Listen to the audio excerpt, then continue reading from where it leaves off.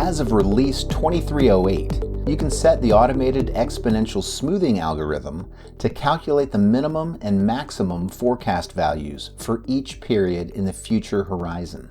The resulting prediction intervals can help, for example, in planning the demand when the sales history is very volatile. Prediction intervals are calculated in addition to the regular forecasts. The idea behind range forecasting is to provide prediction intervals so that you don't only get your point forecast, this one prediction, but rather ranges around it that give you the expected minimum and maximum forecast for a certain confidence level. These prediction intervals are, of course, computed based on the historical data and the patterns that were recognized on the historical data. In this example, the orange line is the point forecast. The green line is the 80% confidence interval that was created by the forecast, and the red line is the 95% confidence interval that was created by the algorithm.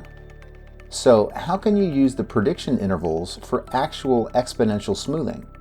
Well, that's quite easy. When you add auto exponential smoothing as an algorithm in your forecast model, you can select the box Calculate Prediction Intervals. Then fields appear where you can define the confidence levels and the key figures for lower and upper boundaries. You don't have to save the lower and the upper boundary in a key figure. This is optional. Okay, so now I'm in the Excel add-in. I have a combination here of location, customer, and product that I would like to forecast. As you can see, I have some data in the past. Sales are relatively stable, with a little bit of trend going up and down. So let's run statistical forecasting at the weekly level.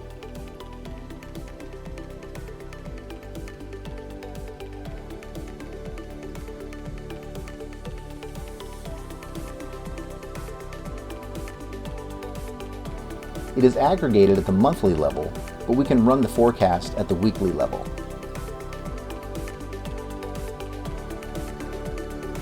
Now I will pick my range test model, and I run it.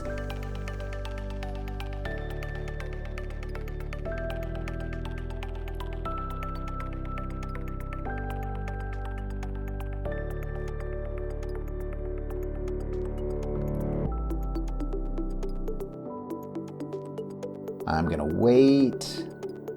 Okay, and now I can refresh. And now you can see not only the point forecasts were generated, but also the ranges around it. And the ranges around it become larger as time progresses. This concludes my small demo on range forecasting. Hope you liked it.